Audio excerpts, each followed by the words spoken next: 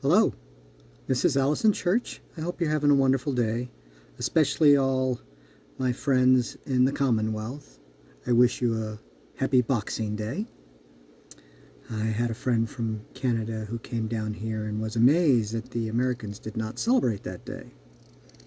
And I think the closest we have to the equivalent thereof is probably Black Friday, where everybody goes in and shows comfort and joy by beating the hell out of people trying to get that toy for their kid.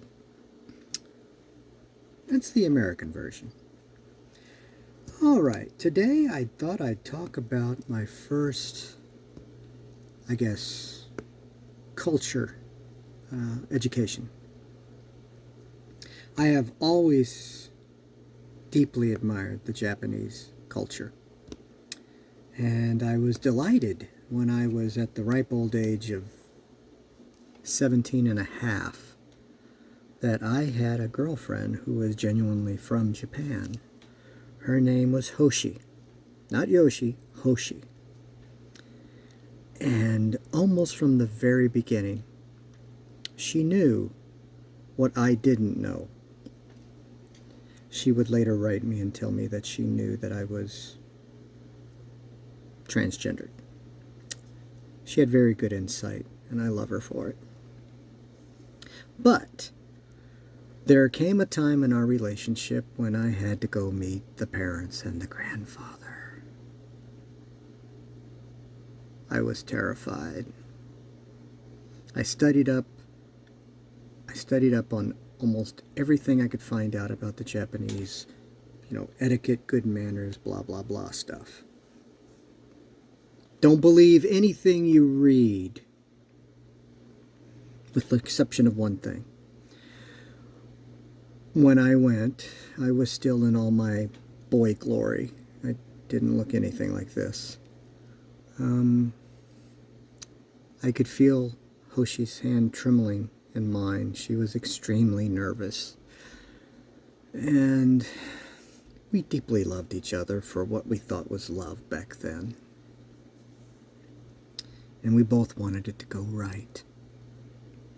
So, when I walked in, I immediately took off my shoes and put them in the corner.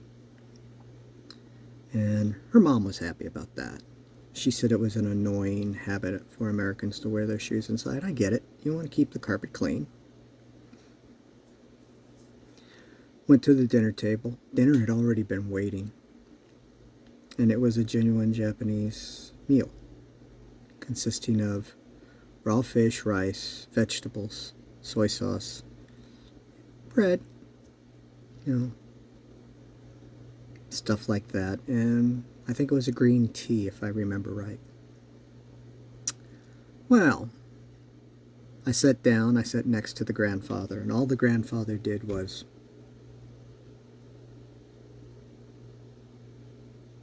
he gave me that Obi-Wan Kenobi, I'm searching your soul kind of look, which intimidated me to no end. I'm sitting there, I'm not saying a word. Hoshi and her family are like talking, they're talking in Japanese, and I'm just sitting there, not reaching for anything, but I was starving.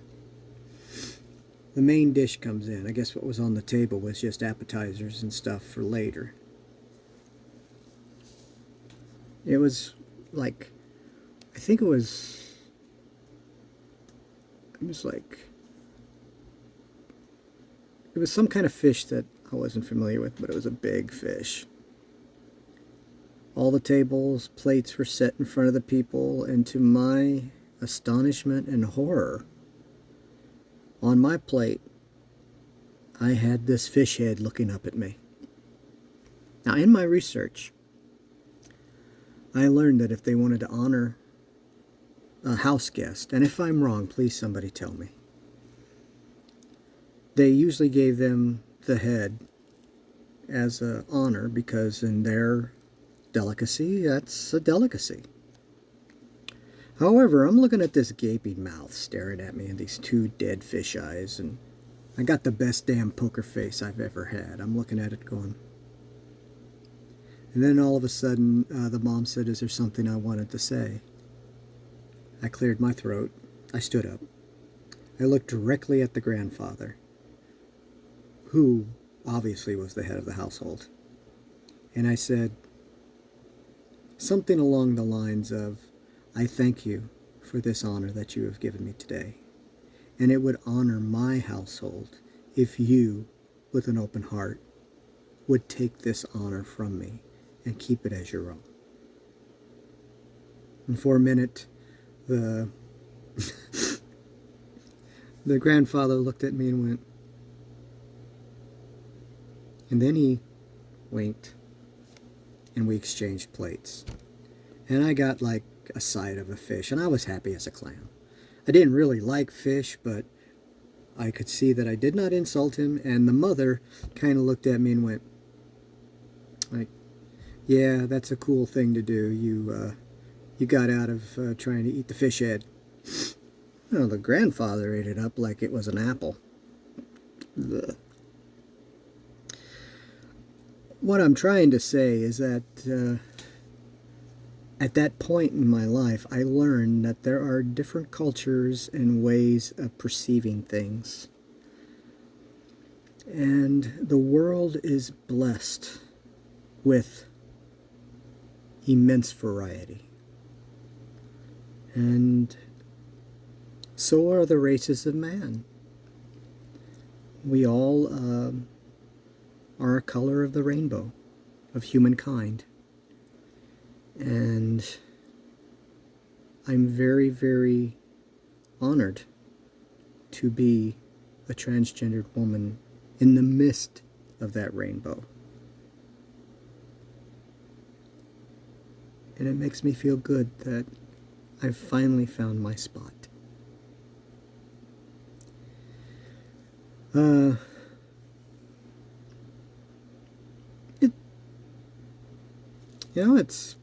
It's a scary thing when you meet people for the first time. You honestly don't know. You're still in that twilight zone, whether they're friend or foe. And I don't know about you, but when I meet people for the first time, I'm wondering, oh my God, am I going to put my foot in my mouth and go from being, a champion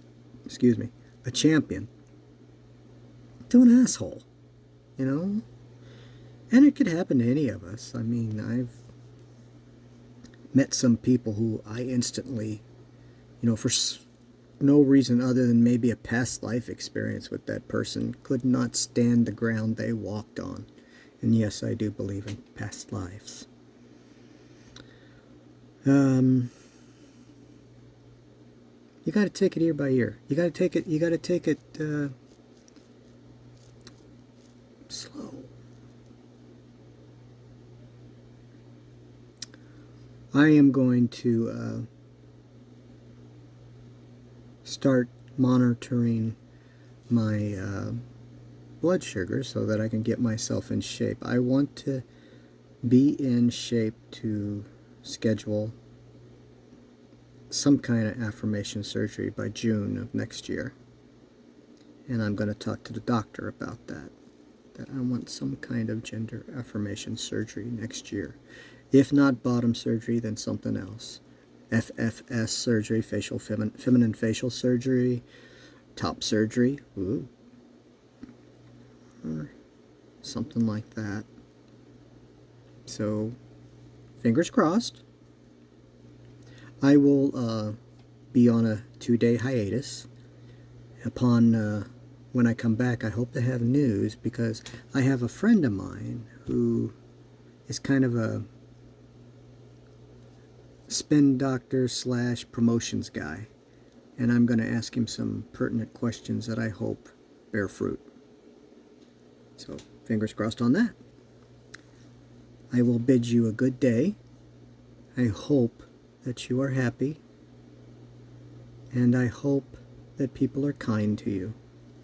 And whenever you get a chance, look at people and appreciate them. Give them a smile. Even if they don't respond, I'm sure they will appreciate it. So, this is Allison Church, and this has been Allison Through the Looking Glass. Have a great night. Bye-bye.